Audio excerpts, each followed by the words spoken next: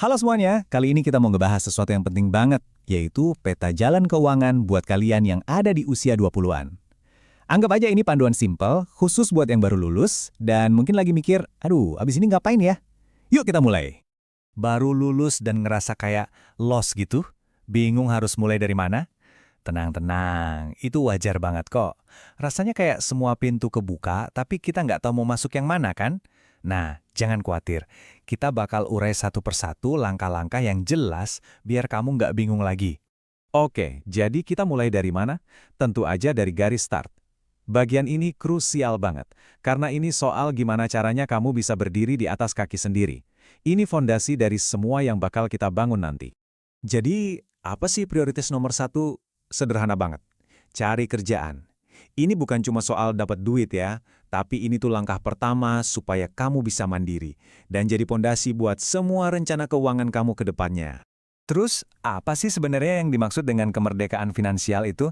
Gampangnya gini, kamu bisa ngehidupin diri sendiri pakai penghasilan kamu, tanpa harus ngerepotin atau bergantung sama orang lain lagi. Dan itulah tujuan utama dari dapat kerjaan pertama. Rasanya empowering banget loh pas kamu sadar kamu bisa andalin diri sendiri. Nah, begitu kamu udah mulai gajian, permainannya berubah. Langkah selanjutnya adalah ngebangun kebiasaan yang benar buat ngelola duit itu. Tujuannya apa? Simple, buat bikin jaring pengaman finansial buat diri kamu sendiri. Kuncinya ternyata ada di dua kebiasaan inti ini. Gampang kok. Pertama, biasain buat langsung sisihin sebagian gaji buat ditabung. Jangan nunggu sisa ya. Dan kedua, tabungan itu fokusnya buat satu hal dulu. Dana darurat. Udah, itu aja. Dua hal ini adalah dasar biar keuangan kamu stabil. Terus butuh berapa banyak? Nah, ada patokan gampang nih. Siapin dana sekitar 3-6 kali pengeluaran bulanan kamu. Anggap aja ini semacam buffer atau bantalan pengaman kamu. Jadi kalau ada apa-apa yang mendadak, misalnya amit-amit perlu ke dokter atau motor rusak, kamu nggak panik. Oke, jaring pengaman udah ada nih. Sekarang baru kita bisa ngomongin soal akselerasi. Fokusnya kita geser, dari yang tadinya bertahan, sekarang kita mulai ngegas buat naikin level karir dan tentunya penghasilan. Caranya gimana? Ada 3 strategi utama yang bisa kamu lakuin. Pertama, upgrade skill.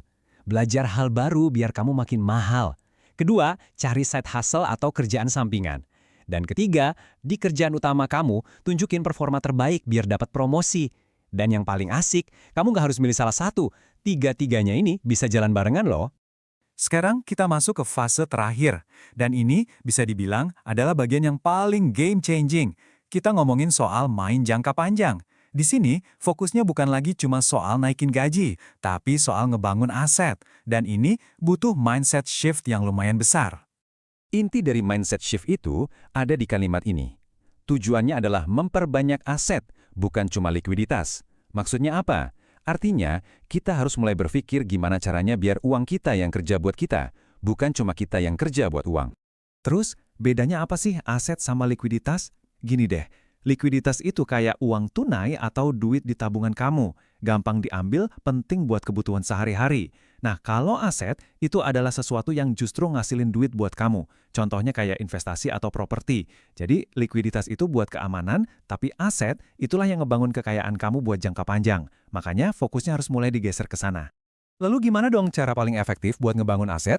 Jawabannya cuma satu, mulai berinvestasi. Inilah langkah pamungkasnya. Ini yang ngebedain antara sekedar jadi penabung dan jadi pembangun kekayaan. Dan kenapa ini penting banget dilakuin di usia 20-an? Jawabannya simpel, karena aset terbesar kamu sekarang itu waktu. Makin cepat kamu mulai, makin lama kekuatan bunga majemuk bisa bekerja buat kamu. Jadi, mari kita rangkum peta jalannya ya. Pertama, dapetin kerjaan. Kedua, bangun fondasi dengan tabungan dan dana darurat.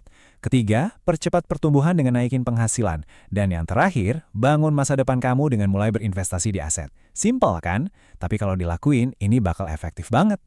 Nah, sebagai penutup, coba deh pikirin pertanyaan ini. Setelah kita bedah semua langkah-langkah tadi, apa nih langkah nyata pertama yang bakal kamu ambil? Ingat, semua ini nggak akan ada artinya kalau cuma jadi pengetahuan. Kuncinya ada di tindakan. Jadi, coba tanyain ke diri sendiri, aset apa yang bakal kamu bangun pertama kali?